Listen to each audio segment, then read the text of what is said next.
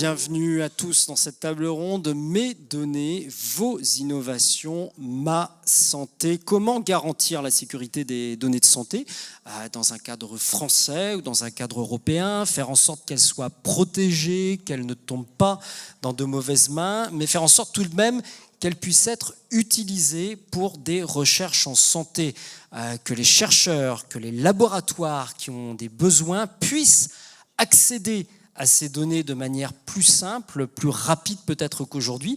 Et à mes côtés, pour apporter des pistes de réponse, Estelle Martinez, responsable du pilotage de la stratégie en recherche clinique au groupement de coopération sanitaire, le GCS des hôpitaux de la Côte d'Azur. Vous connaissez très bien le milieu hospitalier puisque vous avez passé près de 20 ans au CHU de Nice. Et vous portez donc, vous allez nous en parler tout à l'heure, le beau projet de création d'un entrepôt de données de santé commun aux établissements de la Côte d'Azur, on va dire de Marseille à Nice, de la grande Côte d'Azur. Jérôme Manzanares, vous êtes directeur de l'offre IA et hébergement de données chez Numifrance. Numifrance, on le rappelle, c'est un groupement public issu de la fonction du MIPI, qui est bien connu ici localement, et du SIB breton, acteur de solutions numériques, d'hébergement de données de santé, 1400 collaborateurs, 230 personnes tout de même dans votre division IA et data management. Autant de vous dire que vous êtes un acteur majeur et qui connaît très bien ce sujet de la donnée en France. Emmanuel Canès, à vos côtés, vous êtes directeur santé pour l'Europe l'Europe du Sud, chez Dell. Donc Dell, on le connaît, on célèbre fournisseur de PC, d'ordinateurs, de serveurs, d'infrastructures. On le sait peu, vous allez peut-être pouvoir nous le dire. La santé, apparemment, c'est une part importante de votre business à vous chez Dell. Prenez le micro. Voilà. Oui, c'est le premier vertical. C'est vrai qu'on est un constructeur généraliste, on fournit des infrastructures pour toutes les industries, mais la santé est de loin, historiquement, le vertical dans lequel on investit le plus aujourd'hui. Et puis enfin, Claude Ganter, journaliste de formation dans un grand groupe de presse. Vous avez fait carrière, vous avez malheureusement également effectué de longs passages en établissement de santé, ce qui vous a donné envie d'apporter votre expérience à des patients et à des soignants, notamment au CHU Henri Mondor à Créteil, dans les services d'oncologie. Et vous êtes aujourd'hui patiente, experte, indépendante, et votre regard sera précieux, comme à chaque table ronde d'ailleurs, autour des questions que l'on aborde dans cette université. Estelle Martinez, je me tourne vers vous dans un premier temps. Alors cette table ronde, elle s'appelle « Mes données à moi en tant que patient ». Première question toute simple, mais je ne peux pas m'empêcher de la poser quand même. Est-ce que les patients sont forcément au courant, quand ils sont hospitalisés, mettons à Nice, au CHU, qu'ils vous confient des données de santé et que ces données pourront être utilisées? Alors oui, ils sont au courant. Ils sont au courant comment? Dans le dossier médical, dans le livre d'accueil en fait, de l'établissement, il y a l'information sur le site internet.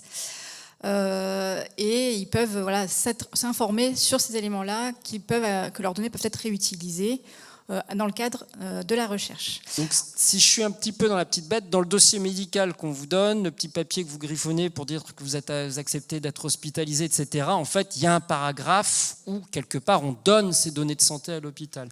On ne les donne pas. Il peut les utiliser, il peut librement les utiliser. C'est important parce que le patient quand même peut s'opposer surtout à la réutilisation de ces données de santé à des fins de recherche. Donc on ne donne pas ces données de santé, les données appartiennent toujours au patient. Et ça c'est très important jusqu'au moment où on les réutilise, et quand on les réutilise, elles sont anonymisées. On ne peut jamais revenir vers le patient quand on les retraite dans le cadre de la recherche.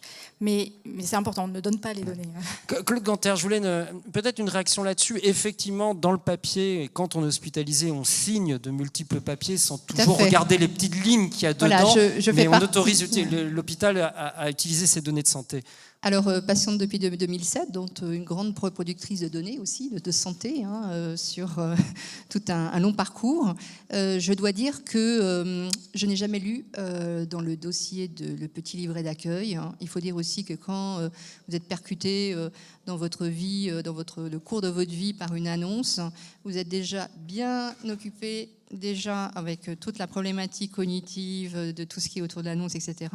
Et c'est vrai que la partie données de santé, on n'est pas du tout au rendez-vous. Et à aucun moment on nous en parle. Alors évidemment, on sait bien qu'on va faire des examens biologiques, on va faire des scanners, tout ça, ça va faire de la donnée. Mais franchement, on n'est pas du tout en train de lire entre les lignes au recueil, dans le recueil. Et ça, je pense que de ce côté-là, il y a quand même un gap. Il y a un trou dans la raquette. Ouais. Pour répondre, moi je suis tout à fait d'accord, parce que je suis également patiente. Oui. On est dans les deux cas, de toute façon, on est porteur de projets, de l'innovation, mais on est également patient et on se rend compte également que tous ces éléments-là, on ne les voit pas. Et c'est pour ça qu'aujourd'hui, on amène à avoir un cadre plus ouvert et strict également pour la réutilisation de ces données, avec des structures qui vont porter ça et qui vont porter ça pour les médecins et les chercheurs, mais également pour les patients, et également avoir des informations plus générales, via aussi la presse, via ce genre de circuits, pour pouvoir faciliter l'information aussi auprès des patients. Et ça, aujourd'hui, c'est vers quoi on amène tous les établissements pour se structurer et faciliter la réutilisation de ces données de santé. Et je réponds vraiment que là où on m'a parlé des données de santé, c'est quand je suis rentrée dans des études, dans de la recherche clinique. Et c'est là où effectivement il y a eu, avec une attachée de clinique, où on a expliqué effectivement mes données, ce que c'était, et c'est évidemment ce que ça pouvait aussi par rapport à la recherche.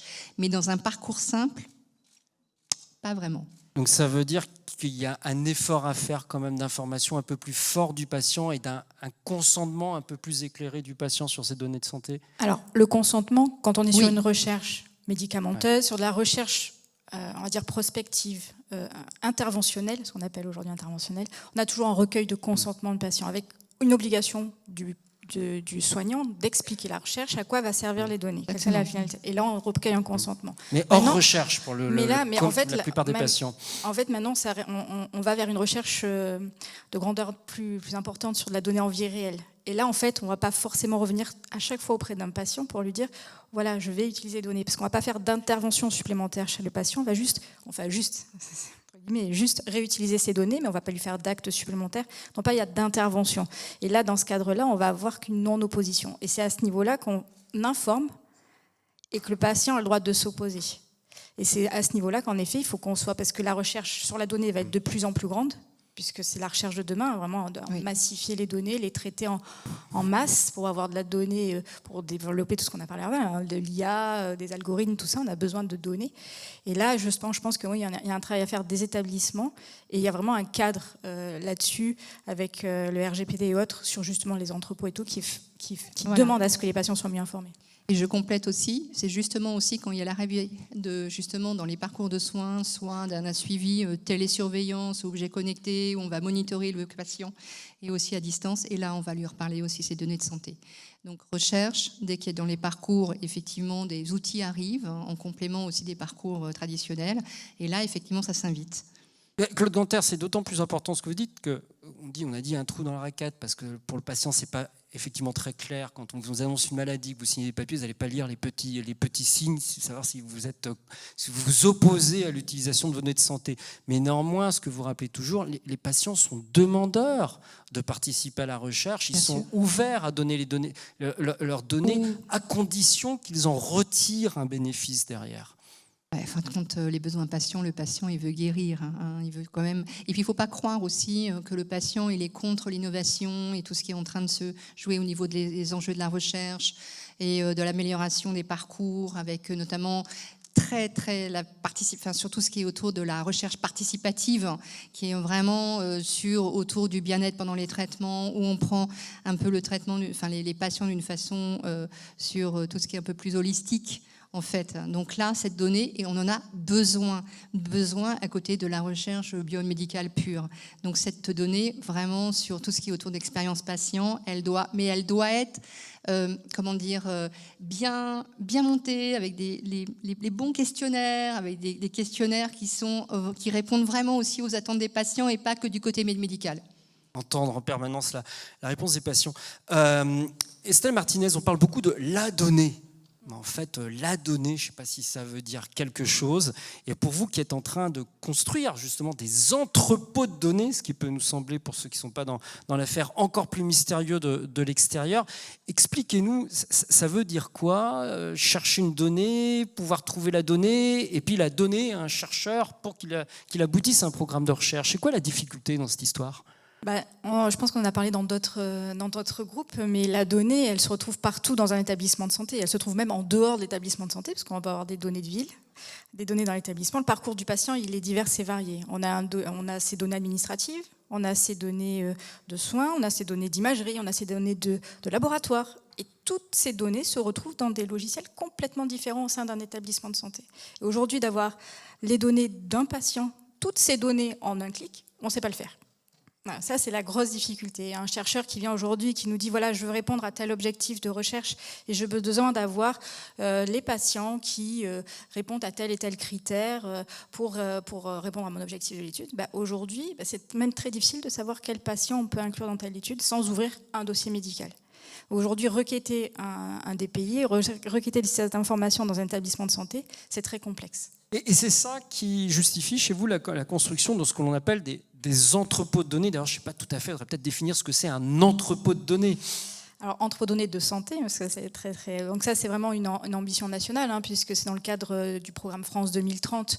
Il y a eu des gros appels à projets qui ont permis en fait de financer la construction et la structuration d'entrepôts de données de santé dans les différents établissements de santé, justement pour pouvoir accéder à cette donnée de santé et répondre aux enjeux de la recherche de de demain, avoir accès à de la donnée massive et être concurrentiel par rapport à tout ce qu'on peut avoir au niveau européen et international pour rester dans la course de la recherche et permettre à nos chercheurs aussi de faire de la recherche. Et ces entrepôts, en fait, ils ont un cadre très réglementé. On a besoin, en fait, d'outils numériques qui répondent aux exigences de la CNIL. Et ces entrepôts, c'est un peu le rêve, mais ils vont aller collecter la donnée, l'anonymiser, et on va avoir des requêteurs qui vont dire voilà, je veux justement des patientes féminines de tel et tel âge avec telle et telle pathologie, et là ça va les chercher dans tous les logiciels métiers de l'établissement de santé. Et après, de manière beaucoup plus large, nous on a une ambition un peu plus large au niveau territorial PACA, c'est qu'on ait un super requêteur qu'on appelle, qui va aller en plus requêter dans tous les établissements de santé de notre entrepôt. Et votre entrepôt, juste pour qu'on ait une idée de la volumétrie, ça représente combien d'établissements, combien de patients, combien de dossiers ? Alors aujourd'hui, ce qu'on en a dit aussi tout à l'heure, c'est qu'on parle en cas d'usage, c'est-à-dire qu'en développant un entrepôt, pour développer un entrepôt, je récupère toute la donnée massive et après, je ne sais pas ce que je vais en faire. Là, on construit projet par projet. On identifie des projets qui ont un intérêt. On va chercher la donnée de ces projets-là d'intérêt qu'on fait remonter dans l'entrepôt de données de santé. Donc aujourd'hui, on est sur environ une dizaine de projets multicentriques sur le territoire qui vont représenter environ 1000 patients par projet. Et petit à petit, en fait, de massifier ces données-là de manière progressive et de rendre de plus en plus accessible cette donnée. Aujourd'hui, ça va être physiquement 5 entrepôts de données de santé, un au CHU de Nice, un au centre Antoine Lacassagne, c'est le centre anticancéreux niçois également, l'hôpital pédiatrique de Nice, et après la PHM et le centre anticancéreux de Marseille également, l'IPC. Sur combien de patients ?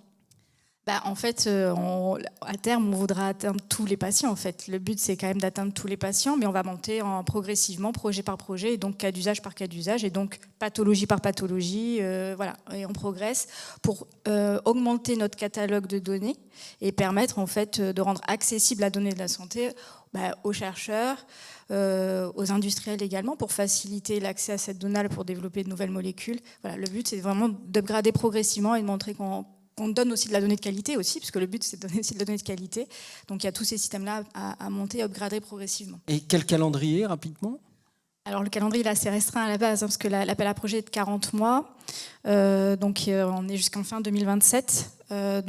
Pour pouvoir mettre à disposition, au moins installer tous les entrepôts de données de santé, et au moins collecter toutes les données de nos 10 projets de recherche que l'on a identifiés. Et après, de pérenniser, en fait. Le but, c'est de rendre pérennes ces entrepôts de données de santé et de développer un modèle économique derrière aussi. Parce que, malgré tout, ça coûte de l'argent, un entrepôt de données de santé. Donc, de l'argent, du matériel, du personnel.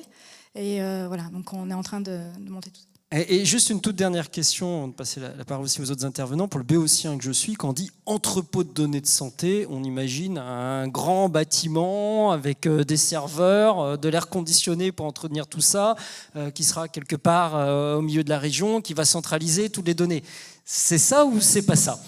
Alors non, c'est pas vraiment ça. Alors, l'appel à projet nous demandait d'être en cloud. Donc nous, c'est vrai qu'on a choisi d'être cloud souverain. Donc ça ne sera pas hébergé dans un hôpital ou c'est sur les serveurs d'un hôpital ? C'est pas sur les serveurs d'un hôpital, parce que c'était une volonté aussi d'être un peu plus agile, parce qu'on sait que c'est pas forcément évident d'être agile dans un SI d'hôpital, parce qu'ils ont toute la contrainte première qui est de faire du soin et pas forcément de la recherche.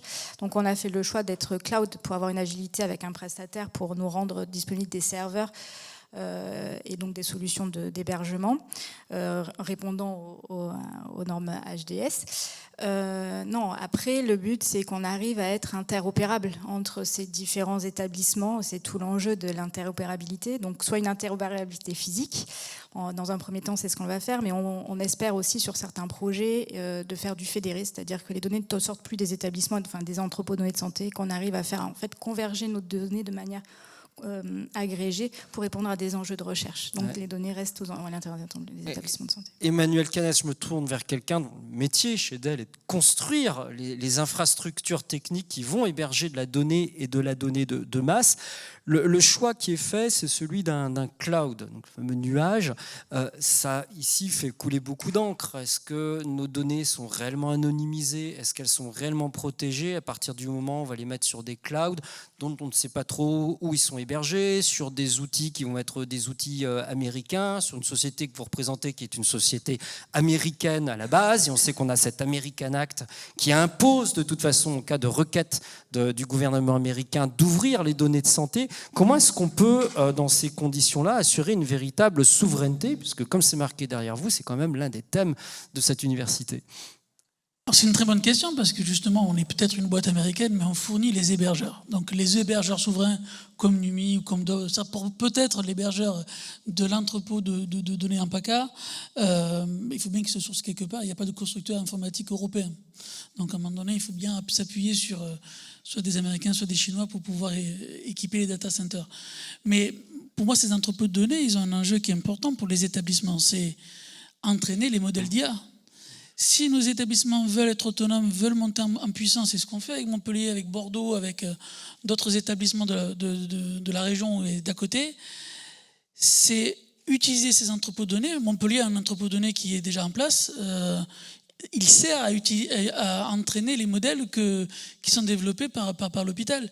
Donc oui, il y a une logique de pouvoir créer des cohortes à la demande en fonction des projets de recherche. Et nous, on va accompagner ça dans des entrepôts de données, dans des établissements ou chez des hébergeurs, avec ces mécanismes-là d'anonymisation. Mais ce qui est intéressant de pouvoir voir, tant qu'on garde la donnée dans l'établissement, c'est de pouvoir avoir de la donnée contextualisée, parce que c'est bien d'avoir une donnée anonymisée, mais si elle est anonymisée, elle est sortie de son contexte et en fait on a une donnée numérique sur un métrique par rapport à une typologie de patient, par rapport à une cohorte qu'on a définie. Ce qui est intéressant, c'est de pouvoir aller sur de la donnée qui reste nominative côté hôpital, qui est anonymisée d'un point de vue résultat pour l'utilisateur de ça, mais surtout qui permet à l'hôpital d'entraîner ces modèles et de pouvoir garder une information contextualisée.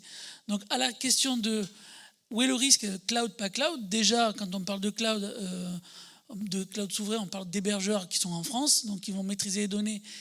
Sur des logiciels étrangers, souvent.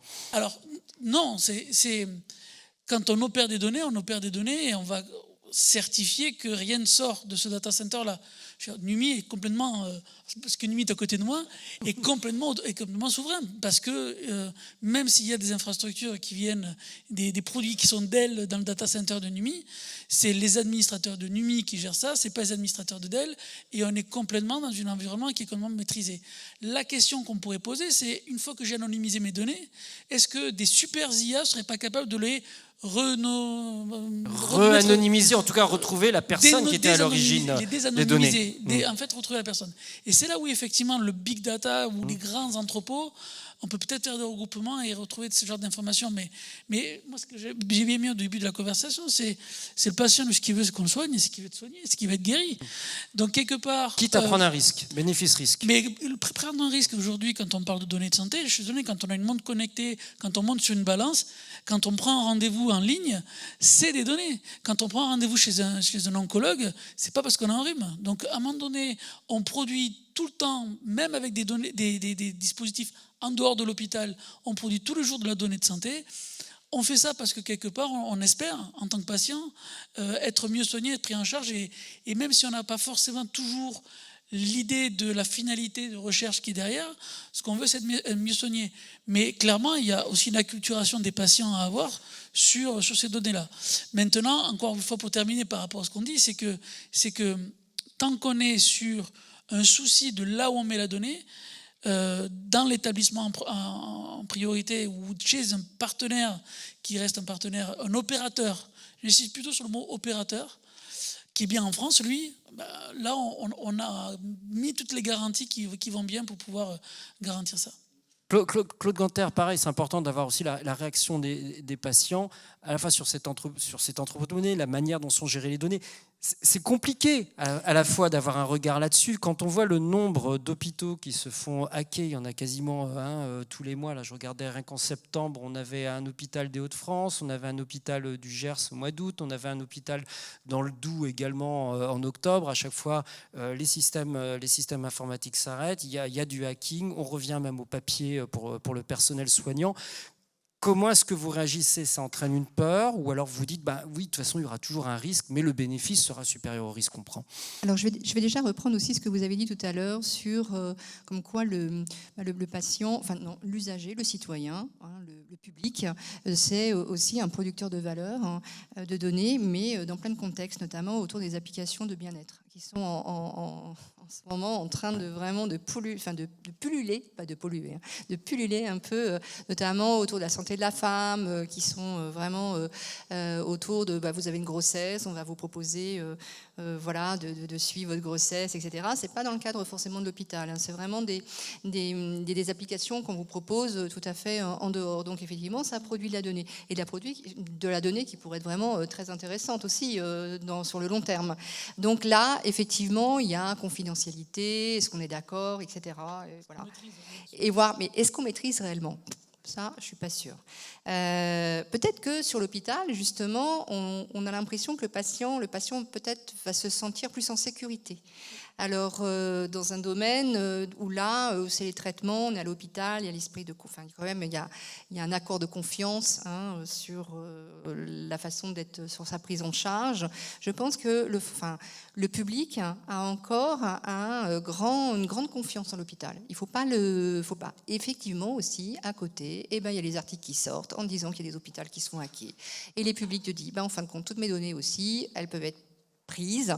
Qu'est-ce qu'on va en faire derrière? Est-ce que ça va être vendu aussi à des compagnies d'assurance? Est-ce que ça va être vendu aussi à des banques en ligne? Pourquoi pas? Donc il y a en fait, entre le bénéfice et le risque, il y a, je ne vais pas dire que le patient, il n'est pas là pour jouer avec sa santé. Donc il faudra vraiment quand même, déjà on est en France, on est quand même au niveau de la sécurité, de la CNIL, etc. On est quand même dans un pays. Mais quand vous discutez, par exemple, j'ai eu cette discussion l'année dernière, notamment autour des maladies rares, sur le centre Imagine, avec le centre Imagine et notamment avec Dr Warehouse. À un moment donné, il va falloir aller plus loin. On a besoin de ces données. Il va falloir, mais on sent que là, on met quand même des critères de confiance et effectivement, le consentement et l'établissement de données. Pourquoi ça peut marcher aussi, quoi. Voilà. Jérôme Manzanares, j'aimerais bien votre regard aussi à vous, Numi, qui êtes hébergeur de données de santé. Alors oui, nous, on est hébergeur de données de santé pour rassurer où sont stockées les données. Elles sont stockées, alors pour partie à Toulouse, d'autres à Amiens, dans le Nord, et à Rennes, quand des établissements comme le CHU de Nice utilisent nos produits. Moi, j'ai l'impression qu'en France, on a quand même le système, en France et en Europe, on a le système le plus protecteur sur les données, là où on met un maximum de réglementation. On voit que dans d'autres pays, la réglementation autour des données est complètement différente, et là, la donnée est monétisée, utilisée, on ne sait pas comment. Quand même, en France, même si le risque n'est pas zéro,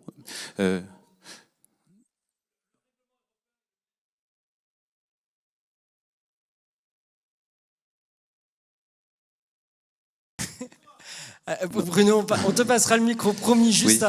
après pour poser une question. Donc, moi, je disais que par rapport à d'autres pays comme les États-Unis, on est quand même dans un système qui nous protège, et même si le risque n'est pas nul, il y a effectivement des cyberattaques dans des établissements, mais vous pouvez vous faire cyberattaquer votre compte Netflix et on va vous voler votre carte bleue. Alors c'est peut-être moins grave que de se faire voler ses données de santé, mais voilà, donc le risque zéro n'existe pas.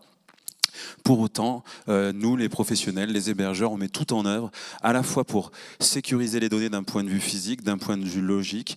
On est souverain, en tout cas nous, chez Numifrance, sur les logiciels qu'on utilise. On développe nous-mêmes nos logiciels avec soit à base de logiciels open source, soit des logiciels qu'on développe entièrement. Voilà, donc on maîtrise parfaitement toute la chaîne, y compris le réseau pour accéder à ces données, qui est un réseau propriétaire. Donc on est vraiment dans des univers très clos, et je ne pourrai jamais m'engager pour vous dire qu'on sera pas cyberattaqué, mais en tout cas, les hébergeurs souverains français, européens, on met un maximum, on essaie d'obtenir les plus hauts niveaux de certification de sécurité, et on met un maximum d'efforts pour garantir le non-accès, la souveraineté des données. J'ai une question pour vous deux, aussi bien Jérôme qu'Emmanuel, qui connaissait plus la technique. Il y a la question de l'hébergement des données de santé. Et si je résume très violemment la capacité d'un voleur à entrer dans l'entrepôt et de piquer toutes les données, là vous nous expliquez quand même qu'on est dans un pays où il y a des normes, on fait ce qu'on peut, le risque zéro n'existe pas, mais c'est quand même bien protégé à partir du moment où on est agréé hébergeur de données de santé. Mais à côté de ça, il y a la question de l'utilisation des données de santé dont le patient n'est pas forcément toujours au courant. J'étais surpris de lire dans Challenge, là, il y a quelques semaines, on a Doctolib qui va lancer des outils d'IA pour ses adhérents, hein, pour ceux qui sont dans le service Doctolib, d'abord plutôt pour les enfants, puis ensuite ça passera, je pense, à d'autres types de populations. Doctolib héberge ces données chez AWS, donc chez Amazon, et les journalistes de Challenge se demandaient en fait si les outils d'IA n'ont pas été entraînés sur toutes les données de patients qu'ils possèdent. Et je pense qu'aucun patient, les gens qui sont chez Doctolib, n'a donné d'autorisation d'utiliser ces données pour entraîner des moteurs d'IA. Je ne sais pas si ma question est très claire, mais effectivement, il y a le stockage des données et l'utilisation qui peut en être faite derrière. Quel est votre sentiment sur ces peurs qu'on peut avoir en tant que patient ? Moi, ce que je dirais, c'est qu'effectivement, la donnée, il faut aussi penser aux algorithmes qui sont utilisés. Et c'est normal, on parle des données de recherche, mais il n'y a pas que des données de recherche à l'hôpital, vous le disiez, madame. Il y a aussi tout un tas d'autres données qui peuvent être utilisées pour aider les professionnels, leur faire gagner du temps, optimiser des tâches répétitives. Et indirectement, en fait, en aidant les professionnels, que ce soit médicaux ou non médicaux, on va aussi participer à une meilleure prise en charge des patients. Donc, les modèles qui sont utilisés, que ce soit dans le secteur de la recherche, les algorithmes, c'est important aussi de bien les maîtriser, aussi pour avoir une approche frugale, on l'a dit, ça a un coût, la gestion de toutes ces données, donc de rassembler des données dans des entrepôts qui sont dédiés à des cas d'usage. Moi, je souscris complètement à ce que vous avez dit, madame. En fait, le point clé qu'on ne met pas suffisamment en avant, c'est l'identification des cas d'usage qui sont véritablement adaptés à une situation, à un thème de recherche ou à un sujet d'efficience à l'hôpital, pour ajuster pour être au plus juste de ce qu'on a besoin en termes de données et en termes d'algorithmes. Emmanuel Caes, rapidement sur ce point, effectivement, stocker c'est bien, mais qu'est-ce qui est fait en utilisation derrière, quoi ? Justement, je trouve que Doctolib, c'est un bon cas d'usage, parce qu'il nous permet de voir, si on fait l'historique du début, c'est-à-dire que quand Doctolib est parti sur AWS, avant il était hébergé chez un hébergeur, c'était Corwin, non, c'était un hébergeur français. Et en fait, ils ont été séduits par toute la facilité de l'écosystème AWS, qui est un environnement extrêmement captif. Et quand on voit encore aujourd'hui comme une start-up va passer 2 ans et demi à coup de tickets gratuits entre AWS, Google, Azure, en fait, quand on est en train de développer sa start-up, on n'a pas les moyens d'acheter des tickets. Donc en fait, on va aller facilement récupérer des ressources gratuites pour démarrer sa structure. Le risque, c'est justement de tomber dans un environnement qui soit captif. Et en fait, c'est là où on est dans une école d'ingénieurs, on est dans les universités de la santé. C'est pour ça qu'il est important, je pense que ce réveil de la souveraineté, on doit marteler que, oui, c'est peut-être gratuit chez des hyperscalers étrangers, mais il faut garder le souci de ne pas rentrer dans un environnement captif et de toujours rester on va dire, sur des solutions libres qui permettent de pouvoir justement peut-être monter dans des phases de développement sur des environnements publics comme ça, mais rapidement après travailler dans un environnement vraiment souverain, vraiment administré, qu'il soit chez un hébergeur ou dans un hôpital, parce que ce que je voulais dire tout à l'heure sur la partie sécurité, parce que c'est important de le dire, les établissements qui ont été attaqués, c'est les établissements sur lesquels il y avait un déficit d'investissement sur leur IT. Donc aujourd'hui, quand on va dans un CHU, on est sur des niveaux d'investissement qui ne sont pas les mêmes que dans un certain CH. Donc la souveraineté aujourd'hui, en tout cas la sécurité de la donnée et la souveraineté, c'est deux volets un peu différents, mais on s'achètera de la sécurité qu'à partir du moment où on aura, et de la souveraineté derrière, à partir du moment où on mettra les bons niveaux d'investissement sur ces infrastructures pour ne pas bricoler quelque chose qui pourrait être plus facilement attaqué, ou en tout cas ou qui pourrait être captif si on est sur des hyperscalers. D'où la nécessité d'investir encore plus. Oui, Estelle Martinez.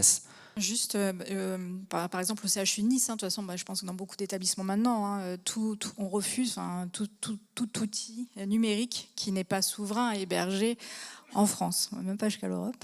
Alors des fois, c'est un peu, c'est à discuter, et ça, je suis d'accord. Et ça, c'est vraiment important. On a même mis en place une commission spécifique qui évalue chaque outil qui va rentrer à l'hôpital pour vérifier tout ce qui est RGPD notamment, et également tout ce qui est hébergement, sécurité, pour s'assurer que justement que les données qui vont transiter par ces outils-là ne vont pas sortir de France. Jérôme Manzanares, en matière de données, c'est vrai qu'on se focalise souvent sur la donnée d'un patient, des clichés, des radios, la biologie ou autre, mais la donnée, c'est pas que ça dans un établissement. Il y a d'autres utilisations de données qu'on peut faire, notamment en flux, en stock. Vous avez travaillé entre autres sur les urgences en utilisant de l'IA sur de la donnée patient dans les hôpitaux, et ça permet de faire quoi, par exemple ? Oui, alors comme on est éditeur, on a une grosse capacité de développement et on produit nos propres systèmes d'IA pour, aux urgences, simuler les flux, identifier le flux de patients avec des taux de réussite d'estimation assez importants. Et donc on peut aussi comme ça estimer le temps d'attente aux urgences. Donc ça peut être intéressant. On a tous été patients un jour et confrontés à la problématique d'attendre aux urgences. Donc d'avoir une idée du temps d'attente, c'est intéressant. Et ensuite, on fait des prédictions pour quelle sera à l'issue des urgences, si le patient est hospitalisé, quel sera le service dans lequel il serait hospitalisé. Tout ça pour essayer d'augmenter la capacité en lit d'aval des urgences pour adapter les moyens de l'hôpital au flux qu'on estime. Et ça, c'est déjà en place dans des établissements avec lesquels vous contractez ? En fait, cet été, pour ceux qui connaissent l'hôpital, il y a eu 2 appels à manifestation d'intérêt, donc 2 financements portés par la DGOS, un sur les urgences et un sur l'optimisation des plannings. Et nous avons répondu sur ce dossier urgence. Donc c'est aujourd'hui en production à Maubeuge. Et il y a 6 établissements qui ont bénéficié de ce dispositif financier pour utiliser le produit. Et à l'arrivée, donc des gains de temps aussi bien pour les soignants que pour les patients qui vont aux urgences et des meilleures orientations du patient. Oui, voilà, c'est ce que je disais en fait. En aidant un peu le quotidien du professionnel de santé, finalement, on va améliorer la prise en charge, indirectement bien sûr, mais on va améliorer la prise en charge du patient. Ça, c'est valable pour des données de comportement de patient, on va dire ça, ou de flux. Il y a d'autres données que vous utilisez aujourd'hui qui sont dans les établissements de santé pour des plannings, pour de l'administratif. Oui, alors nous, dans notre stratégie IA que je porte au sein de Numifrance, on a développé 2 axes. En fait, le premier, c'est ce que je viens de vous expliquer sur les urgences, c'est notre capacité à développer nous-mêmes des modules, mais aussi à ouvrir. On a créé un store pour les startups. Il y a peut-être des startups là dans l'audience. Certaines sont intervenues dans différentes tables rondes. On leur facilite l'accès à nos données, à la structuration des données dans nos logiciels. On a parlé d'interopérabilité, de connecteurs, etc. Tout ça pour que ces startups, alors là on parle de startups qui sont déjà à un niveau de maturité assez important, pas la petite startup qui vient de démarrer juste avant dont vous nous parliez et qui cherche des hébergements gratuits chez Azure et AWS, mais si à partir du moment où l'entreprise a fait la démonstration de son cas d'usage et que ça a un intérêt, on va la référencer dans notre store et on va faciliter l'accès justement sécurisé et la pérennité, la faire entrer dans notre écosystème écosystème de confiance. Voilà, et c'est comme ça qu'on a, à travers cette AMI sur l'optimisation des plannings, 2 startups qui sont référencées dans notre store et qui ont pu bénéficier pour le compte des établissements. Et donc, on va comme ça accélérer le déploiement de ces modules, parce que quand on parle d'IA, quand on parle de données, le sujet, c'est comment passer à l'échelle. En fait, on a beaucoup d'expérimentations qui sont faites ça et là, mais généraliser sur l'ensemble d'un CHU, par exemple, c'est déjà une autre affaire. Et puis, monter à l'échelle, comme on l'a dit, enfin passer à l'échelle, c'est-à-dire avoir un déploiement massif de solutions, c'est encore une autre difficulté. Donc, ce store a pour vocation de faciliter et de faciliter ce déploiement. Question qui est récurrente dans ces murs, il y a un business model à tout ça, c'est-à-dire par exemple le logiciel pour les urgences, enfin, ou la solution pour les urgences que vous développez pour limiter le temps d'attente des patients, peut-être faciliter le travail des soignants, mieux orienter les patients ensuite dans le meilleur service. Ça fait gagner du temps, ça fait gagner de la productivité. Est-ce que le temps gagné, ou les temps pour faire des plannings par exemple de personnes qui travaillent dans les hôpitaux, est-ce que ce temps rentabilise le coût d'investissement? Il ne faut jamais oublier également le coût machine derrière de ces logiciels. Il y a toujours, à un moment donné, un sujet autour du ROI. Vous le disiez, il y a des investissements nécessaires pour stocker tous ces environnements. Donc c'est pour ça qu'on l'a évoqué tout à l'heure, il faut vraiment cibler des cas d'usage et avoir des IA ou des entrepôts de données les plus frugales possibles, les plus adaptés possibles pour minimiser ces coûts et faire en sorte que l'hôpital et indirectement les patients puissent bénéficier de cette technologie au plus juste coût. Et vous êtes en train de me dire qu'il n'y a pas forcément un gain financier derrière? Non, pas toujours. C'est pour ça que les deux AMI de cet été ont beaucoup aidé, on va dire, l'écosystème des startups pour vendre leurs solutions. Ouais, Emmanuel Canès, dans un monde où on reste quand même la plupart du temps à périmètre aujourd'hui financier restreint, voire limité, où tout le monde compte aussi sur l'IA et l'innovation pour gagner du temps et gagner de l'argent. Oui, tout à fait. Et aujourd'hui, là où l'IA est la plus mature, c'est sur l'imagerie. C'est peut-être sur l'imagerie, parce qu'il y a peut-être d'autres domaines dans lesquels on peut avoir d'autres sujets, mais on a fait un livre blanc justement avec le CHU de Montpellier, entre autres, et d'autres acteurs sur justement les modèles économiques de l'IA et en quoi on arrivait à avoir un ROI là-dessus. On s'est appuyé aussi sur ce que fait le Northwestern Hospital à Chicago, qui a réussi à démontrer qu'il augmentait de 20% la productivité des radiologues. Alors, lorsque le Northwestern a présenté ça au CHU de Montpellier, Anne Ferrer, la DG du CHU, a dit « Tiens, super, 20% de radiologues en moins. » Donc, on peut avoir un ROI derrière ça. Mais c'est pas ça, c'est pas sur ça qu'on va réfléchir sur des modèles économiques. C'est pas la bonne façon d'arriver sur comment on va mesurer le ROI de l'IA. Si on prend Montpellier avec son école de la transformation hospitalière, on va voir quels sont les nouveaux métiers, quels sont les métiers qui sont remplacés. Enfin, il y a une projection qui est faite qui a à faire plutôt, sur ça, sur l'impact sur les métiers, et sur la productivité, mais surtout comment on va pouvoir mieux soigner les gens, comment on va mieux pouvoir soigner les gens. Et ça, c'est comment on va pouvoir faire avec de la médecine populationnelle. Plus d'anticipation, plus de prévention et moins d'hospitalisation en fait. Et c'est sur ça qu'on va avoir des ROI mesurables. Estelle Martinez, ça coûte combien d'entrepôts de données comme celui que vous montez? En construction, donc en build, on est quand même sur tout le territoire. On a un budget de 14 millions d'euros quand même. Après, en run, c'est environ 1 million, 1,5 million par an. Voilà. Donc 14 millions pour le construire, 1 million, 1,5 million pour l'exploiter. Quel est Alors déjà, est-ce qu'il est financé, cet entrepôt? Avec toutes les ressources humaines et matérielles. C'est pas que du matériel, parce qu'il y a quand même beaucoup de besoins humains aussi derrière, parce qu'il y a beaucoup d'équipes. Est-ce qu'il est financé? Il est financé à 50% par le ministère, par le France 2030 et les financements BPI et DGOS. Et les 50 autres pourcents? 50 autres pourcents, c'est un autofinancement et on essaie d'aller encore chercher des financements, mais aujourd'hui, on est toujours en mode projet. Donc, pour moi, en tout cas, c'est pas un projet, parce que c'est pas qu'un projet, un entrepôt de données de santé, ça fait vivre.